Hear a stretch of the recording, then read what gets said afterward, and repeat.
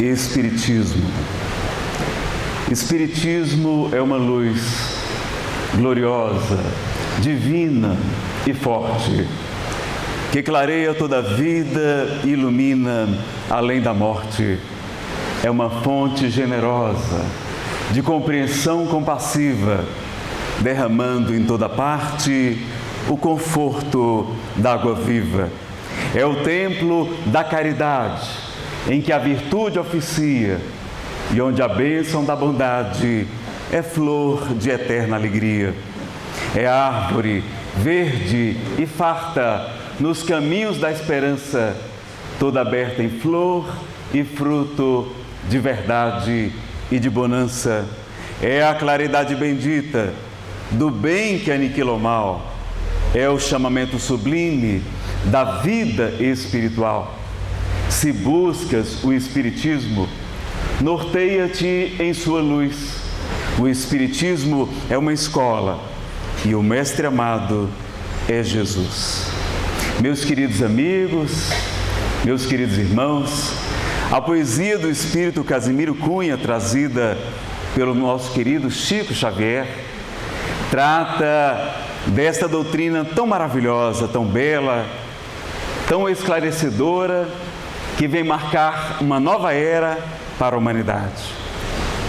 Na manhã de hoje, nós temos aqui a grata alegria de poder estar reunindo tantos companheiros dedicados, trabalhadores abnegados da seara do Cristo, neste momento de confraternização regional espírita de Urubupungá, que congrega tantas cidades, reunindo companheiros como tivemos ontem em Ilha Solteira, aqui de Três Lagoas, Andradina, enfim, de tanta parte, para estarmos aqui estudando, confraternizando, nos instruindo, nos melhorando e estudando a doutrina dos Espíritos.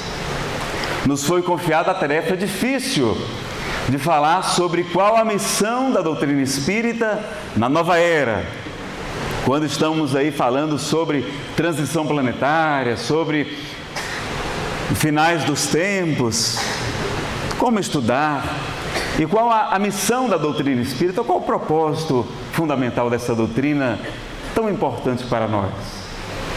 Então nós vamos fazer uma síntese, um compacto, é claro, teríamos muito o que falar, mas nós vamos então fazer um resumo dos principais pontos que poderíamos explorar na compreensão melhor desse assunto. Vamos pedir a Jesus, o Mestre dos Mestres, que nos outorgou este adorável Consolador para nos trazer tudo o que Ele nos havia dito e nos ensinar ainda mais, para nos trazer o caminho, a verdade, a vida de que Ele nos falava, com muito mais clareza, para que não houvesse dúvidas, já que agora já estávamos no estágio mais avançado de compreensão, de intelectualidade e também de espiritualidade. Então, quando perguntamos qual a missão de uma empresa, qual a missão de uma doutrina, de uma filosofia, de uma religião, o seu propósito principal, nós vamos encontrar uma resposta de O Livro dos Médiuns, no capítulo que fala sobre a mistificação, o engano, quando os espíritos nos levam a erro. Nós vamos encontrar então no trecho da questão 303 do Livro dos Médiuns a resposta que o objetivo do Espiritismo é o melhoramento moral da humanidade. E isso é fundamental, porque às vezes a gente não compreende isso muito bem. Quantas vezes vemos as casas espíritas buscando algo que o Espiritismo não se propõe a nos oferecer? Quantas vezes vemos buscar adivinhações, buscar saber o futuro ou o passado? Viemos na casa espírita para encontrar riqueza, para encontrar prosperidade, para encontrar facilidades, para encontrar cura para as doenças físicas, para saber sobre o futuro, enfim, do nosso planeta, ou sobre os mais tempos remotos, para resolver todos os nossos problemas, para saber sobre terapia de regressão a vidas passadas, por exemplo. Vários e vários temas que nós somos consultados para obter comunicações de entes queridos que retornaram ao mundo espiritual. Será que esta é a missão do Espiritismo? Então vamos analisar. E o que é que a doutrina então vai nos esclarecer? Primeiro, este item, que nós já comentamos, e vamos ver também que Emmanuel, no livro O Consolador, psicografado por Chico Xavier, vai dizer que a missão da doutrina espírita é consolar e instruir, é nos esclarecer, é nos educar em Jesus, para que todos mobilizem as suas possibilidades divinas no caminho da vida. Então, olha, o reforço deste espírito nobre para sabermos qual a missão da doutrina espírita: instruir e consolar. Então temos que compreender, às vezes a pessoa vem na casa espírita então buscando saber o futuro, e Allan Kardec já nos esclarece: ao homem é dado conhecer o futuro? Não, porque senão ele negligenciaria o presente. É claro que em ocasiões especiais eles acrescentam: se for para um fim útil, Deus o pode revelar. E às vezes a gente tem revelações particulares, interessantes, para um fim útil, mas não para fazer adivinhações. Então, quando Allan Kardec vai estudar em O Livro dos Médiuns, os espíritos nobres vão dizer que a gente tem que tomar muito cuidado com espíritos que falam sobre as questões futuras ou sobre o passado remoto, porque ali é um campo muito fácil para a mistificação. Porque nós não temos como saber se o que ele está falando é verdade. Nós não temos como investigar o passado, não inventaram a máquina do tempo, nem o futuro. Então é um campo fértil para muitos espíritos pseudo-sábios, que não são necessariamente maus, mas que vêm trazer opiniões pessoais, crenças que aquele espírito tem consigo, porque quando a gente desencarna, a gente não se torna detentor de toda a verdade. Nós continuamos com as nossas crenças, com nossos condicionamentos, às vezes com a mesma fé religiosa. Então, quem é católico, muitas vezes continua católico no mundo espiritual, protestante, budista, enfim. Então, os espíritos nada mais são do que as almas dos homens que viveram aqui na Terra. Quem é atrapalhadinho, continua atrapalhadinho no mundo espiritual. Tem espíritos que sabem menos do que nós. Então não é porque uma comunicação é mediúnica que ela é verdadeira.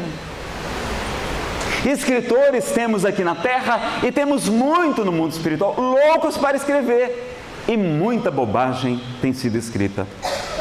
Kardec recebia milhares de comunicações e publicava pouquíssimas, dizendo que tinha que tudo submeter ao crivo da lógica, do bom senso, da razão.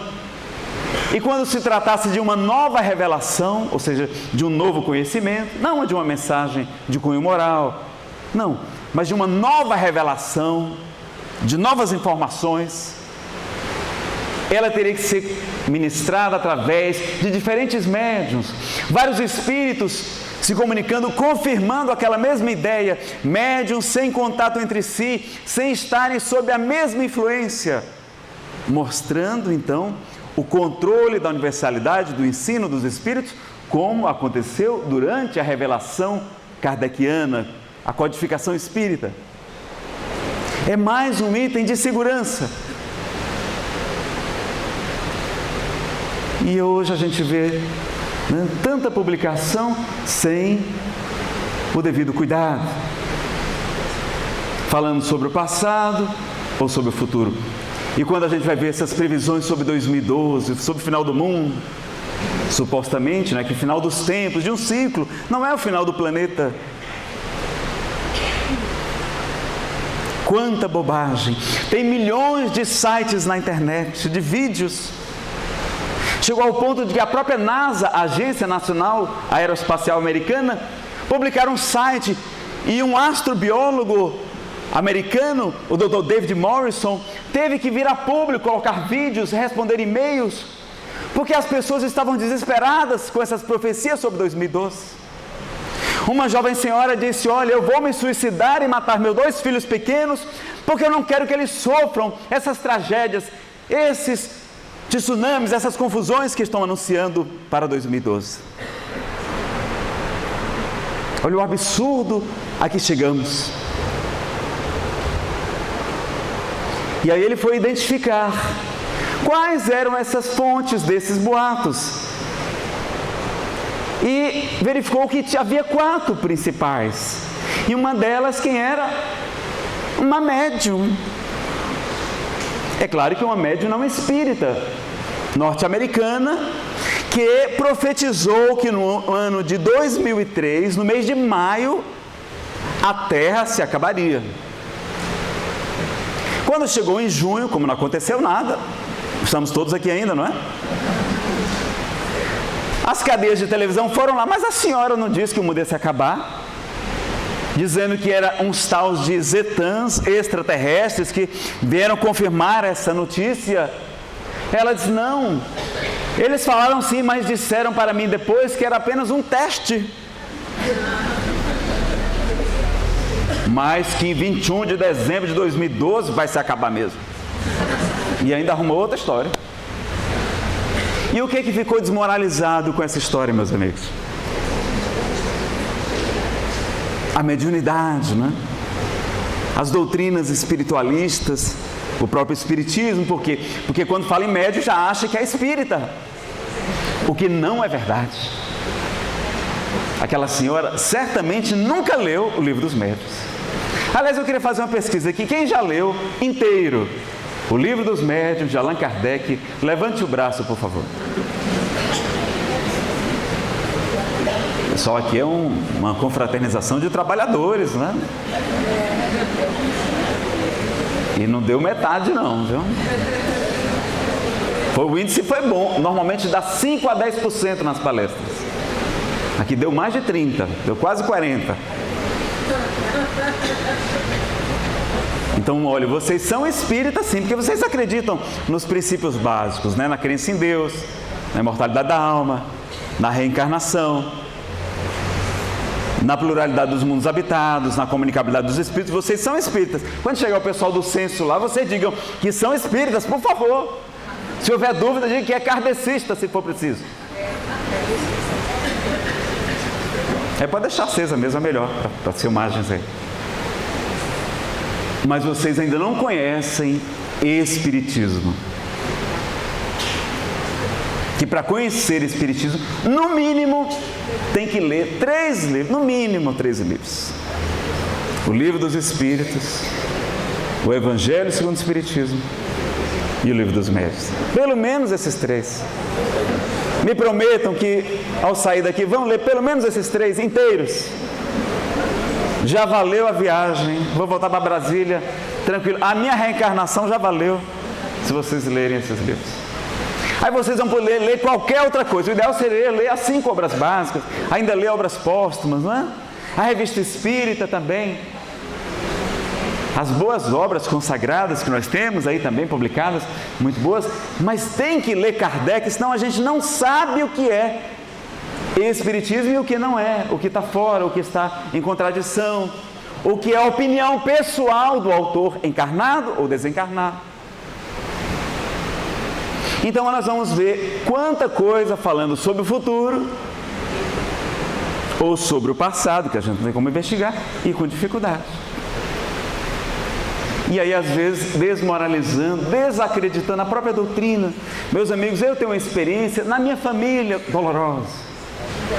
Meu pai conheceu o Espiritismo quando adolescente. Ele hoje é ateu, meus amigos. Conheceu ali, folheou ali os livros espíritas. Tinha um tio espírita. Mas esse meu tio, além das boas obras, tinha também na sua biblioteca algumas obras que não eram espíritas. Aliás, o próprio espírito dizia que não era espírita. E caiu em suas mãos as obras de um espírito que assinava com o nome de Ramatiz, que na década de 50 publicou o livro Mensagens do Astral, A Vida no Planeta Marte e os Discos Voadores. Nazareno quer dizer que é proibido ler os livros de fulano e Beltrano? Não, no Espiritismo não é proibido ler esses livros, não existe index proibitório, não. Pelo contrário, Paulo nos dizia: não desprezeis as profecias, examinai tudo, retende o que for bom. Só que tem autores espirituais que vêm trazer opiniões pessoais. Tem muita coisa boa na obra de Ramatiz? Tem, claro. Agora, tem coisas que não tem comprovação, não tem o controle da universalidade do ensino dos espíritos. E aí, nesse livro, Mensagens do Astral, ele vai dizer que no ano de 1992, daria para se ver a olho nu um planeta que se aproximaria da Terra, um astro higienizador, um planeta chupão, Marduk, Nibiru, Hercólobos, tantos outros nomes que recebeu, planeta vermelho. Tem até um que diz que é planeta cabeludo, acho que é para fazer inveja para mim. Planeta cabeludo. E queria então atrair os espíritos atrasados, provocar uma série de tragédias que daria para ver sem telescópio em 92. E que no ano de 2000 a Europa estaria submersa. E que os supostos continentes da Atlântida e Lemúria estariam elevados e que 2/3 da humanidade pereceriam. Quando meu pai leu aquilo, ele, extremamente questionador, fechou o livro e achou que nós éramos um bando de loucos.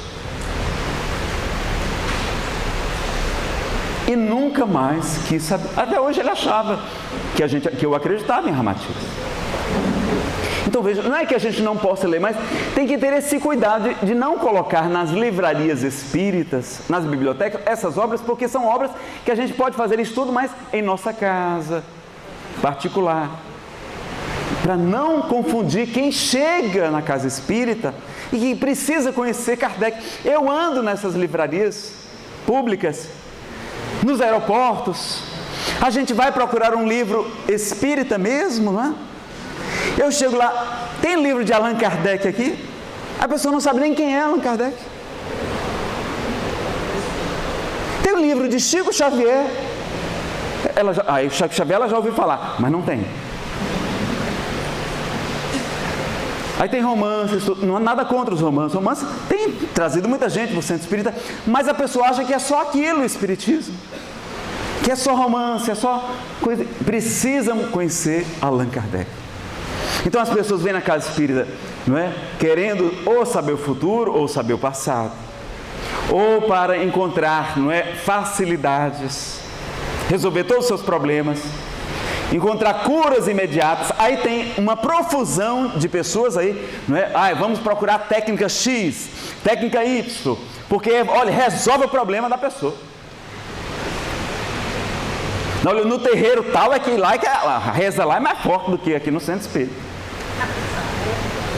Aí quer dizer que Deus dá privilégio para uns, para outros não.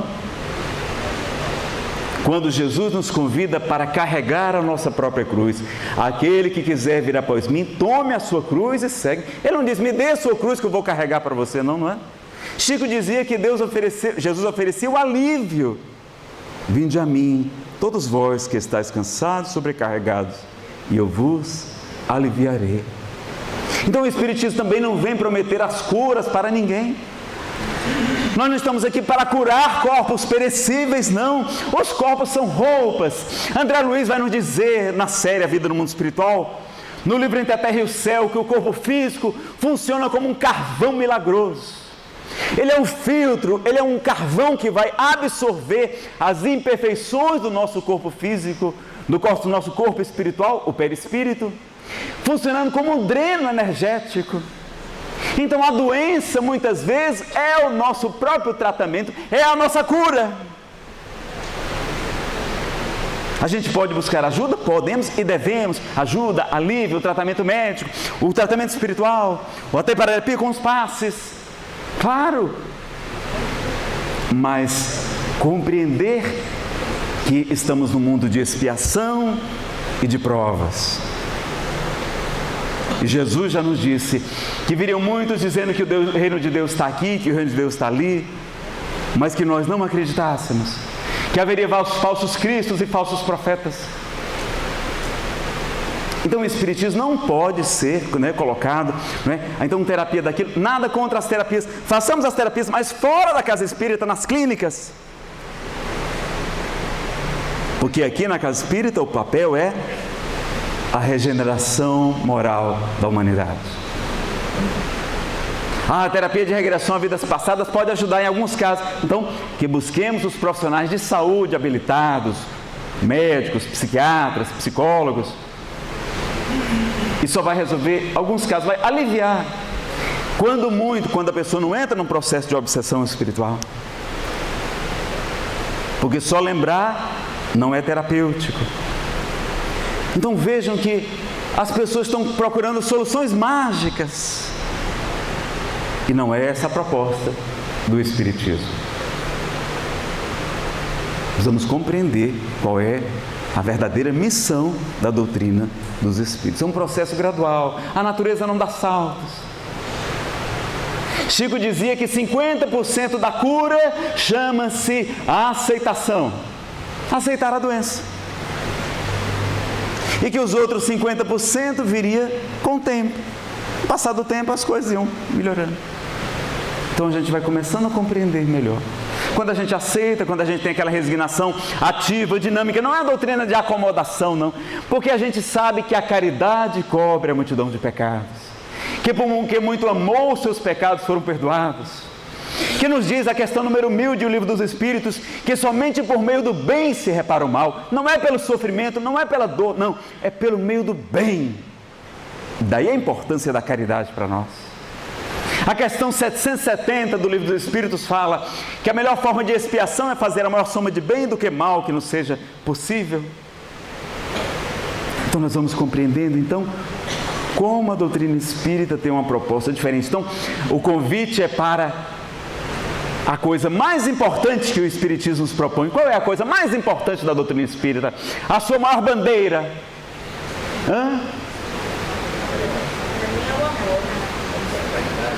Caridade.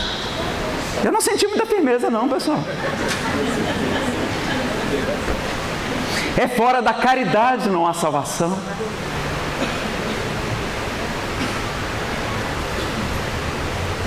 E ela vem nos trazer essa notícia maravilhosa, para a gente não ficar atormentado, preocupado com o final do tempo, com isso, com o Apocalipse. Não. O grande profeta da ilha de Patmos, que escreveu o Apocalipse, segundo alguns, é o próprio João Evangelista. Alguns vão dizer que seria o mesmo profeta Daniel. E para entender o Apocalipse nós temos que ler Daniel, porque ali os anjos, os espíritos nobres, traduzem e explicam as visões que ele tem. E Chico Xavier vai nos informar, e tudo demonstra que João Evangelista é o mesmo Francisco, o sol de Assis, e aquele mesmo profeta de antes vem nos ensinar o caminho para a verdadeira redenção e vem trazer a mensagem do amor ao próximo na ação, na caridade, no amor a Deus sobre todas as coisas, mas sobretudo na prática do bem. Então o grande profeta do Apocalipse retorna, e qual a principal mensagem dele? Caridade. Então o Espiritismo nos traz essa luz. Vejam que Jesus foi muito claro, é porque a gente não percebe. E já valeu o dia hoje, vocês vão sair daqui felizes. Por quê? Porque eu vou mostrar que é muito simples a gente conquistar. Porque eu estava na casa de um casal que estava preocupado. Será que a gente vai conseguir ir para o mundo de regeneração? Vamos escapar? Não vamos ser expulsos daqui? Como é que vai ser? E aí, vejam, qual foi o único critério para a gente saber quem passaria à esquerda, os cabritos, e à direita, as ovelhas? Qual foi o único critério que Jesus estabeleceu para nós? A caridade. Só pediu isso. Tive fome e tu me deste de comer. Tive sede e tu me deste de beber. Eu estava nu e tu me vestiste. Eu estava preso ou enfermo e tu foste me visitar. Eu estava peregrino e tu me hospedaste. Jesus faz da caridade o único critério. Não precisa ser católico, espírita, protestante, ser batizado, isso, aquilo, iniciado. Não! Precisa apenas ser bom, combater o vício mais radical que existe na doutrina espírita, que é o egoísmo, a questão 913 do Livro dos Espíritos. Podemos ser ateus, mas se formos bons, estamos passando à direita do Pai e não à esquerda. É claro que os Espíritos vão complementar, dizer que existe a caridade moral, que todos vocês já sabem da questão 886, benevolência, tratar todos bem, os bons e os maus, indulgência para com as imperfeições alheias, dar um desconto para os defeitos do próximo, porque nós também precisamos de descontos, e o perdão das ofensas, a caridade moral, que a caridade também vai se espalhando, não é? Na paciência, na renúncia, no saber calar. Então, a caridade. Então, o Espiritismo vem nos lembrar o que Jesus nos falou, porque a missão da doutrina é consolar e instruir em Jesus. E vem nos trazer essa segurança, essa certeza. Então, a gente sabe, que não estamos aqui para curar, as pessoas vão encontrar sim curas, mas em todas as religiões. Vamos ter cirurgias espirituais acontecendo durante o sono sem que a gente saiba. Somos tratados muitas vezes. O próprio Chico revelou isso no Pinga Fogo. Vamos ter, pessoas buscando a casa espírita atrás de comunicações mediúnicas, como o Chico fazia o Correio do Além. Nazareno é possível? É. Mas será que médiuns como Chico Xavier nós encontramos facilmente? No mundo de espíritos altamente animalizados, a predominância da natureza animal sobre a natureza espiritual, como nós nos encontramos ainda, a questão 742. Médiuns como Joana d'Arc, queimada na fogueira, mas exclamando: as minhas vozes são de Deus. E somente 500 anos depois é que a igreja vai canonizar Joana como Santa Joana d'Arc. A doutrina espírita vem trazer dignidade para a mediunidade também. Nós que éramos trancafiados como loucos, torturados, queimados, amaldiçoados, excomungados, agora, temos a condição de trabalhar. E até muitas vezes somos aplaudidos, temos prestígio, porque por causa da doutrina espírita, por causa do trabalho de Chico. Então, encontrar médiuns como Eurípides Barçanufo e tantos outros, Ivone Pereira, são muito raros no mundo de expiação e provas. E Allan Kardec pergunta no Livro dos Médiuns: qual é o conceito do médium perfeito?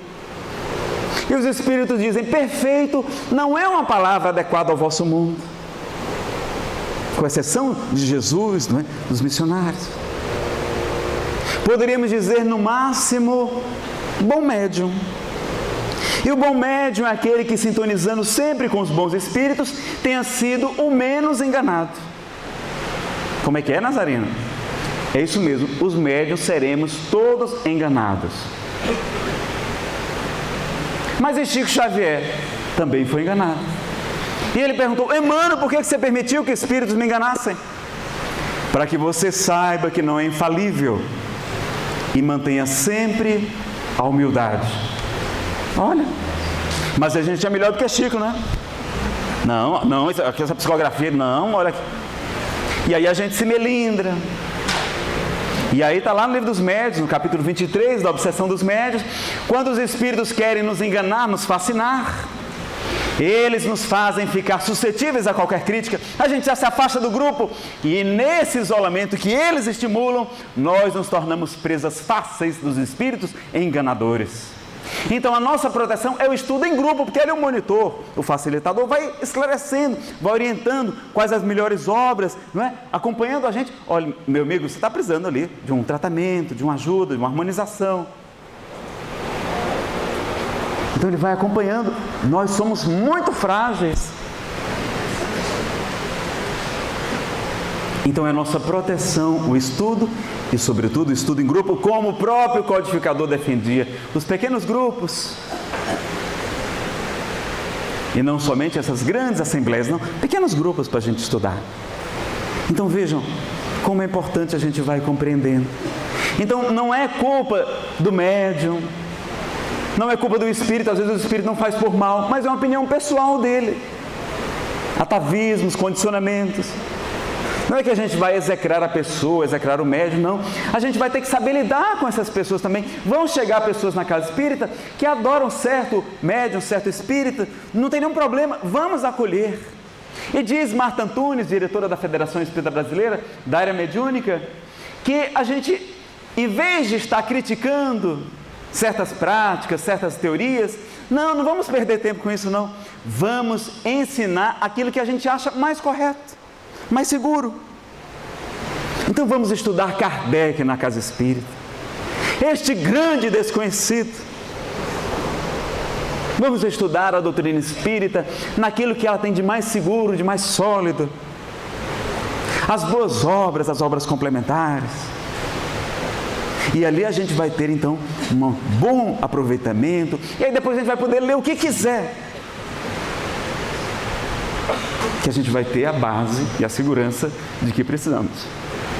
Então vejam que o Espiritismo não veio combater as religiões, mas fortalecê-las. Ele veio para ajudar, para nos esclarecer. Nós não estamos aqui também para criticar, para atacar ninguém. Nós temos que acolher essas pessoas que vêm na casa espírita. O trabalho de união e de unificação não é um trabalho de pureza doutrinária no sentido de expulsar, de excomungar ninguém. Lá na Federação do Distrito Federal, por exemplo, tem casas espíritas que eram casas originalmente de Umbanda. Com todo o respeito que elas nos merecem, não é? As religiões afro-brasileiras.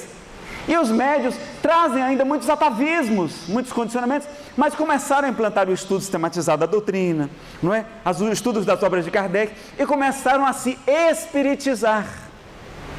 E hoje já são casas espíritas. Tem ali, aqui, ali, alguns reparos a fazer, mas é um processo gradual. Mas se não fossem acolhidas, não estariam à margem, sem o nosso apoio, sem a nossa ajuda. Então, é um processo. Essa união não quer dizer uma padronização absoluta, nós somos diferentes. Então não é condenar, não é execrar. Quando perguntaram, Chico, qual é a matéria que Emmanuel é mais exigente? E ele dizia, a matéria que Emmanuel é mais exigente é no trato com o semelhante, no trato com os outros. E aí Chico veio ensinar também essa humildade para a gente, não é?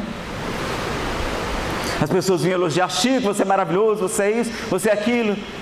E ele todo encolhidinho dizia, sou não, minha irmã, sou não. Meu nome é Francisco. Se tirar o Fran, fica somente o Cisco. Mas era o cisco de Deus, né? Outra vez ele estava dizendo que ele era um verme. E as pessoas, algumas, né, disseram, mas Chico, uma coisa asquerosa, o verme também, não precisa exagerar, não é? Ele veio nos ensinar essa lição também da humildade. Para os médiuns, sobretudo. E aí Emmanuel chegou e ainda disse, olha Chico, não é todo mundo que se pode comparar a um verme não, viu? Ele disse, como assim, Emmanuel? Porque o verme, ele escava o solo, arejando, permitindo, não é? A circulação, a fixação do nitrogênio nas raízes. O verme cumpre muito bem o seu dever, Chico, e não somos todos nós que nos desincumbimos de nossa tarefa, tão bem como o verme cumpre a sua missão. E aí Chico disse: uai, meu irmão, e passou a se declarar um subverme, menos que um verme.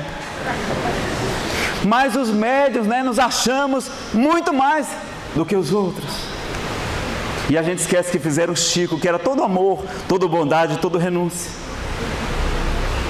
Chico, com apenas 5 anos de idade, órfão de mãe, levando várias surras de vara de marmelo, garfos espetados no seu estômago, na sua barriga, o que lhe provocou doenças mais tarde.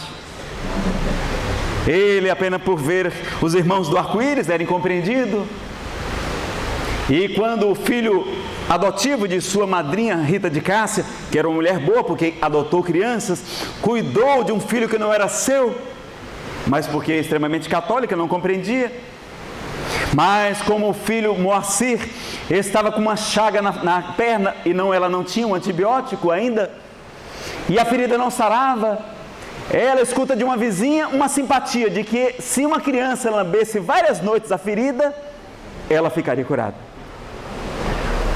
E aí olha a hora para o Chico e obriga o menino a lamber várias noites a ferida da perna de Moacir. E o espírito Samuel Lucas diz: Nazareno, vocês espíritas esquecem que fizeram Chico Xavier lamber feridas. Mas a gente não, se alguém fizer uma criticazinha muito justa, necessária, porque crítica é faxina, diz Emmanuel, a gente já abandona a casa espírita, o trabalho, já larga tudo, por causa do nosso gigantesco orgulho. Nós somos melhores do que Chico Xavier, né? Chico tem que lamber feridas, nós não podem dizer um mais da gente.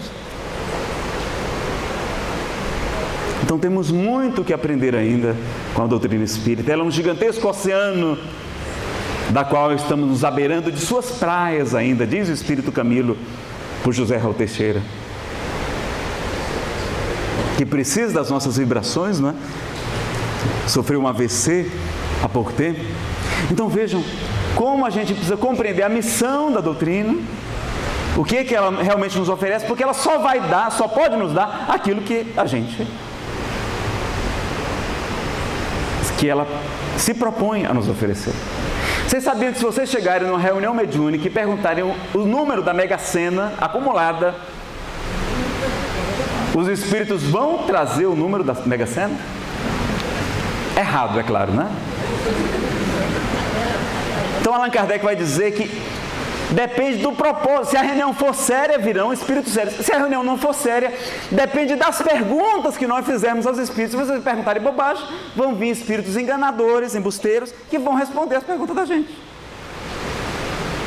Então, neste estágio evolutivo, a gente tem que estar muito mais, não é fazendo o trabalho que competiu a Kardec, não, é fazer um trabalho de desobsessão, de atendimento a espíritos sofredores, recém-desencarnados, que nem têm consciência que desencarnaram. Emmanuel diz que 3/4 dos espíritos que desencarnam continuam aqui na Terra, presos aos seus interesses, a pessoas, às suas posses, às suas preocupações. Quantos não estão aqui como se fosse num sonho, num pesadelo, falam com a gente não responde, eles acham que estão sonhando ou que estão loucos. Então quando vocês falarem com as pessoas e elas não responderem, atenção, cuidado, pode ser que você tenha desencarnado. Eu falei isso numa palestra, um senhor levantou o braço: Nazareno, pois eu acho que eu já desencarnei. Eu disse: mas por quê? Porque eu falo lá com a minha esposa, com meus filhos, ninguém me escuta, ninguém me obedece, eu acho que eu já desencarnei. Então vejam, né? Quantos espíritos precisam de auxílio. Então este é o principal objetivo hoje dos grupos mediúnicos, é de atendimento, é de caridade, é de acolhimento, de esclarecimento. Então a gente vai começando a compreender o propósito. Não é para o correio do além, é muito difícil, porque quem desencarna está precisando se desapegar aqui da Terra, está precisando começar uma vida nova lá. Eles sentem muita saudade da Terra, tem muitos apelos aqui, pessoal. Aqui tem sorvete, tem chocolate, tem churrasco, não é? Tem tanta coisa que nos prende à matéria. Tem o sexo, tem tanta coisa, não é? Maravilhosa. Tem os gozos dos bens terrestres, esses atrativos que são colocados para o homem desenvolver sua missão, mas que nos prende, a família que a gente ama, os amigos. É muito difícil, se a gente ficar toda semana se comunicando, a gente não larga aqui. Não consegue começar uma nova vida lá. Então o objetivo, tem na série A Vida no Mundo Espiritual, comunicações que os filhos dizem, olha, nós vamos deixar ela se comunicar com o filho, mas nós vamos aplicar um passe para provocar a amnésia, para que a mãe não lembre que encontrou com o filho. Porque a saudade pode ser mortal para ela. Vejam como é importante o desapego. E a gente querendo que o povo se comunique, né, agarrado, não deixa o povo desencarnar, aquela confusão danada. Não, o momento é outro. Deixar aos mortos o cuidado de enterrarem os seus mortos. Deixar que o mundo espiritual cuida daqueles. Tem uma família imensa lá morrendo de saudade deles também, para cuidar deles. Vamos orar, vamos sentir saudade, vamos chorar sim, o luto é necessário, mas então, não procurar também oferecer essas comunicações, porque o risco de erro, da filtragem, numa comunicação mediúnica tem muito do médium. Hermínio de Miranda diz que numa boa comunicação tem metade do médium, metade do espírito. Numa boa comunicação mediúnica.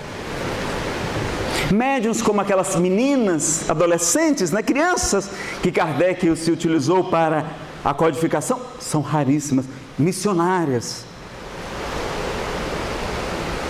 Então a gente tem que ter essa humildade, essa compreensão, e vamos fazer o quê? Instruir e consolar, com o conhecimento espírita, que é o principal propósito. Aí a gente não vai errar tanto, e vamos dizer realmente o que é o correto para as pessoas, né? Então, quando a gente compreende a missão, fica mais fácil compreender isso, né? Então, a doutrina espírita vem nos trazer. Nazareno, riqueza. Os espíritos podem trazer riqueza? Podem. Está lá na codificação. Kardec pergunta, os espíritos podem trazer riqueza? E os espíritos superiores dizem que sim. Oba, Nazareno, gostei, ó. E aí Kardec pergunta, mas qual a classe desses espíritos? Que tipo de espíritos são esses? Eles dependem, mas normalmente são espíritos maus, que desejam vos fazer falir pela prova da riqueza. Olha, Nazareno, quer dizer que os espíritos não ajudam a gente ainda bem, não? Ajuda, pessoal, está lá em Obras Póstumas. Kardec pergunta, eu sei que os espíritos me ajudarão espiritualmente, mas do ponto de vista material, será que eles também poderão me ajudar? E o Espírito Verdade vai dizer, não te ajudar seria não te amar. E nunca faltou o necessário para Kardec, para Bezerra de Menezes, para Eurípides Barçanufo, para os missionários. A providência divina existe, a gente apenas é que não compreende. Então vamos ver que não vamos encontrar riqueza, facilidades, não. Na doutrina espírita, pelo contrário, os espíritos, vamos ver lá no livro Nosso Lar, quando o marido de Dona Laura, ele já está encarnado, está com 3 anos, ele se comunica através de um aparelho especial e vai conversar com Lísias, com sua família, que está em Nosso Lar. E depois de uma conversa, os seus filhos perguntam, pai, o que é que você deseja da gente? O que é que a gente pode fazer pelo Senhor? E olha que resposta que ele vai dizer. Meus filhos, eu quero que vocês orem para mim, para que eu aqui na terra jamais tenha facilidades. Olha, os espíritos superiores não querem ter facilidades, com medo de comprometer a reencarnação dele. E a gente aqui torcendo para ter moleza. Não é diferente? Matilde também, quando vai reencarnar por Margarida, lá no livro Libertação, ela pede, não me trate como uma boneca, não me encha de mimos. Missionários da Luz, os espíritos pedem defeitos, dificuldades. para que assim o espírito possa lutar mais, se desenvolver, porque aqui nós estamos para nos autoaperfeiçoarmos. É nos desafios que o espírito se renova, que ele cresce, que ele se engrandece espiritualmente. É na oficina de trabalho, de lutas. É na academia, precisamos de pesos. A gente fica só deitado na rede, tomando água de coco, tomando castanha de caju, lá na praia de Fortaleza. Vai crescer só a barriga, né? Crescer espiritualmente não cresce nada. Então tem que ter os desafios. Então o Espiritismo vai nos explicar tantas coisas. Tinha mais coisa para a gente falar, mas não vai dar tempo. Nazareno, eu compreendi. Eu sei que então precisamos nos esclarecer, nos instruir, nos autoaperfeiçoar. A missão do homem aqui na Terra é se autoaperfeiçoar. Nos ensina Kardec em uma pergunta de O Livro dos Espíritos. Mas o problema, Nazareno, é que nós temos muitas imperfeições. Essas imperfeições, o Livro dos Médiuns vai dizer que são como fossem, não é? Que elas é que permitem a obsessão espiritual. Manuel Filomeno de Miranda vai dizer que são como tomadas, plugs mentais, psíquicos, que facilitam a obsessão espiritual. Como é que a gente faz, não é? Então, para combater as imperfeições? Bom, Kardec vai dizer que existe uma causa para quase todas as nossas imperfeições morais. Quem sabe qual é? E que não assistiu a palestra de ontem, na Ilha Solteira. Pessoal de Ilha Solteira não vale. Ignorância. A ignorância, não. Está lá no capítulo 3, item 10 do livro A Gênese, de Allan Kardec. A principal causa das nossas imperfeições morais. O egoísmo é filho dele. O orgulho também é filho dele. Vaidade também é filha dele. O ódio também é filho dele. Não vai salvar nenhuma alma, não, pessoal. Pessoal, Kardec não é para ser lido, não é para ser estudado. É diferente de ler. E ele vai nos dizer, então, nesse livro, que é um livro de hipótese, de teses. Está lá na introdução. Tem alguns errinhos lá. No livro Gênesis tem, na nota de rodapé tem a correção, porque ele usou um único médium em algumas partes, Camille Flammarion, e um único espírito, Galileu Galilei, que na época tinha um conhecimento limitado e falou, por exemplo, que em Marte só tinha não tinha satélites. E depois a ciência identificou que existem Phobos e Deimos. E as pessoas atacam o Espiritismo. Só que eles não leram a introdução lá no livro Gênesis, a Gênese. Kardec diz que ali são hipóteses que precisavam ser confirmadas pelo controle da universalidade do ensino dos Espíritos. Ora, até Kardec fez essa ressalva, até Camille Flammarion, até Galileu se equivocaram. Como é que nós queremos ter a pretensão de ser infalíveis? Não é interessante? Mas lá tem essa tese. Muito curiosa. Ele vai dizer que a principal causa das nossas imperfeições é o instinto de conservação, o instinto de autopreservação da espécie. Ele não se delonga sobre a matéria, mas a gente pode. E o Espírito Samuel Lucas, que nos inspira, diz: Nazareno, quais são os instintos de conservação? Bom, nós temos a fome, nós temos a sede, nós temos o sexo, nós temos o sono. A fome já a gente vai resolver, não é? A sede também. Mas temos um instinto chamado medo, que é útil para evitar que a gente cometa loucuras. Mas o medo, por exemplo, medo de passar necessidade, de privações, de problemas, a gente começou a acumular bens, tesouro, riqueza, a gente começou a desenvolver a avareza, o egoísmo. É fruto do medo. Com medo da rejeição, que é um dos maiores medos da psicologia depois da morte. Nós queremos agradar nossos pais, receber os aplausos da sociedade e vamos desenvolver, então, vamos querer ganhar dinheiro, vamos desenvolver a cobiça, a ganância, vamos seguir uma vocação, uma profissão que não era nossa. Vamos, então, desenvolver o orgulho, querer ser o dono da verdade para que ninguém critique a gente. Vamos desenvolver o ciúme. A gente tem ciúme não é porque ama a pessoa, não. É porque a gente tem problema de autoestima, não se garante, né? Não se acha tão bom, tão bonito. E tem medo de perder o ente querido. É medo. Ciúme não é amor, é medo, é insegurança. Quem aqui tem ansiedade? Quem aqui já teve gastrite, esofagite, uma dessas ites da vida? O que é ansiedade? Não é o medo do futuro?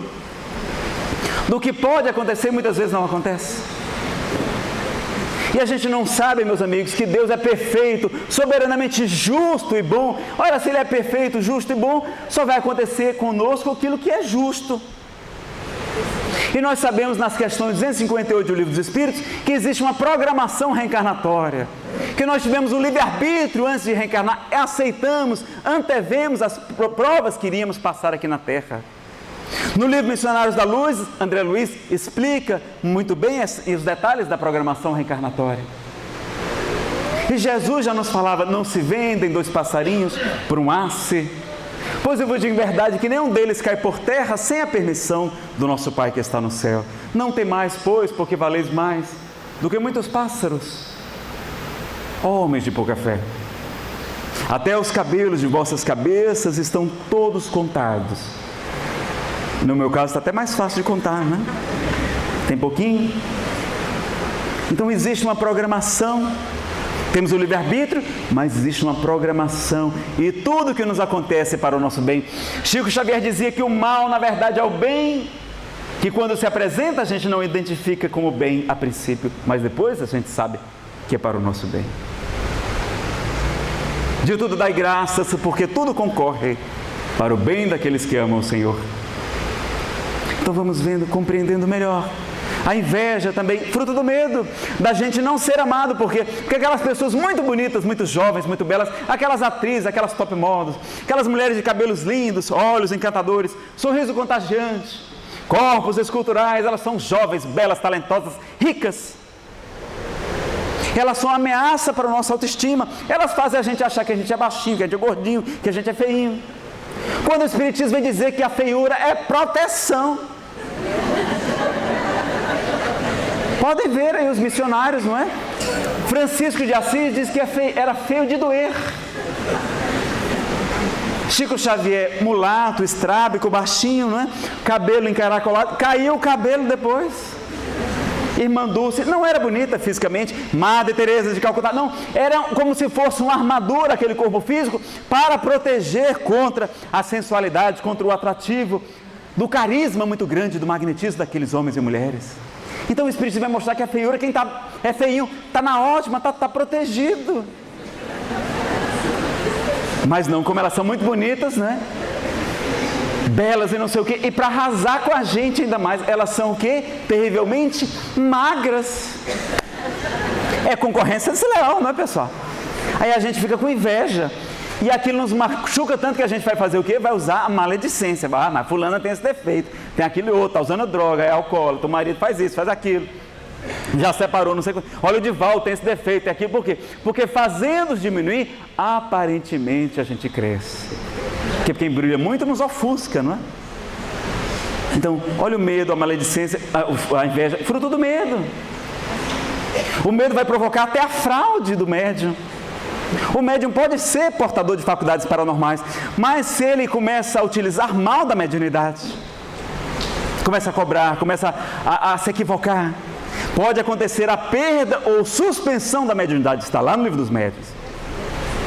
Mas como ele tem problema de autoestima, e ele tem medo de perder os aplausos, de perder o prestígio, às vezes o cargo que possui na instituição que ele frequenta, ou até numa casa espírita, o que é que ele vai fazer agora? Vai fingir que é médium, vai fraudar o fenômeno. E as pessoas vão dizer, está vendo? Olha, esse negócio de espiritismo é todo um bando de charlatães. Por causa de um mau médium, as pessoas generalizam. Então, medo vai estar por trás da covardia, de tantos problemas que a gente não vai dar tempo de falar todos aqui.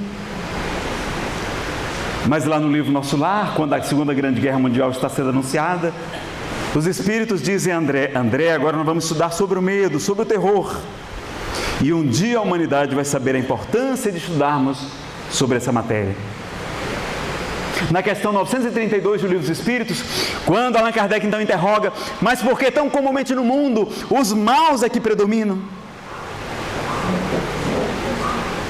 E os espíritos respondem, pela fraqueza dos bons. Os bons são tímidos. Timidez não é virtude, não, é defeito. É medo de colocar a nossa opinião para os outros criticarem.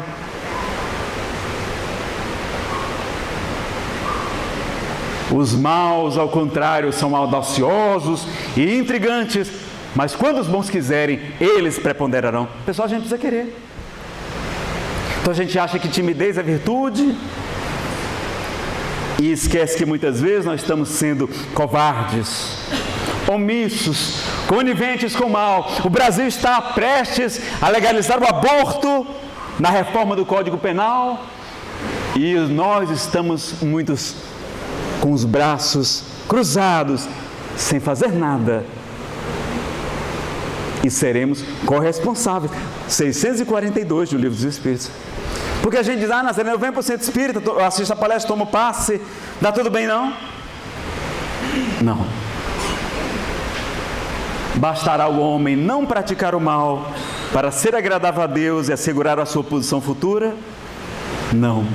Porque se sois responsáveis pelo mal que praticardes, sois responsáveis também pelo mal que surge da vossa omissão no bem. Se a gente podia fazer um bem e não fez, e lá lhe surgiu um mal, nós somos cúmplices daquele mal. Corresponsáveis. Então nós temos que agir mais. Jesus nunca foi omisso, nunca foi covarde. É o exemplo da coragem e do destemor e da ação. Ele é o nosso exemplo, é nosso modelo, é nosso guia. Nazareno, eu compreendi. Eu estou vendo realmente que o medo é esse problema todo, não é? Como é que a gente faz para combater? Porque eu já estou até com síndrome do pânico, já de tanto você falar do medo. Como é que a gente faz para combater o medo, pessoal? Qual o melhor remédio contra o medo? A fé. A fé é a mãe de muitas virtudes. E com a fé robusta, e fé inabalável é aquela que pode encarar a razão, face a face, em todas as épocas da humanidade. Com essa fé realmente a gente vai ter menos medo, vamos confiar mais na providência divina, vamos ser menos egoístas, menos ciumentos, menos covardes, menos omissos, evitar as fraudes, menos invejosos, menos maledicentes. Vai ser tudo de bom para a gente, não é, pessoal? Nós vamos fazer aquela transformação moral, que é a missão do Espiritismo. Nós vamos estar cumprindo o que ele nos solicita. Nazareno, tudo bem, o problema é que a minha fé é bem pequenininha, menor do que um grão de mostarda. Como é que a gente faz para fortalecer a fé, pessoal? Eu acredito que é conhecer a verdade. Muito bem, essa menina é médium. É o conhecimento. Conhecereis a verdade, e a verdade vos libertará.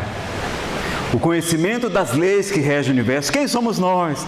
De onde viemos? Por que sofremos? Para onde vamos? O autoconhecimento que nos fala Santo Agostinho também. Então, com esse conhecimento que liberta, nós vamos ter aquela fé inabalável para transformar, enfim, esta humanidade. Então veja a importância do estudo, que o codificador vai nos falar no projeto 1868, que reconhece-se a seriedade de um estudo pela sua continuidade, da sua permanência.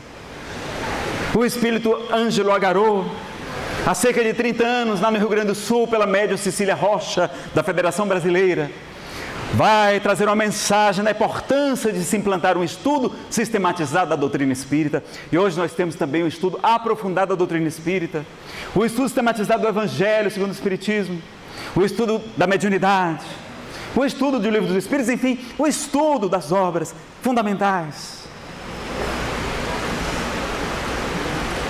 Vamos ver Adolfo Bezerra de Menezes Cavalcante, encarnado em sua época na Federação Brasileira. Ele traduz obras póstumas para o português. Ele implanta na FEB o estudo sistematizado de O Livro dos Espíritos. Todos os espíritos nobres nos falam da importância do estudo. Perguntam a Chico Xavier: Chico, qual o melhor tratamento para a obsessão espiritual? E Chico vai dizer que o primeiro e o mais importante tratamento para a influência negativa dos espíritos é o estudo das obras de Allan Kardec. Então vejam que o Espiritismo tem muito a nos oferecer, mas que é necessário fazer a nossa parte. Ele nos convida para essa grande transformação. E haveria muito que eu gostaria de vos dizer, mas o tempo não vai permitir. Eu vou colocar então um vídeo para a gente terminar, que é uma música. E vocês encontram na internet. É um vídeo feito por artistas de Brasília. Vocês procuram É um Mundo Bem Melhor. Está no YouTube. É um projeto para lembrar aquela música We Are the World, não é? É uma versão em português. É da terra onde eu estou morando, um mundo bem melhor. Não tem a legenda, mas é muito bonito, porque nós podemos fazer muito mais. Nós juntos, com a união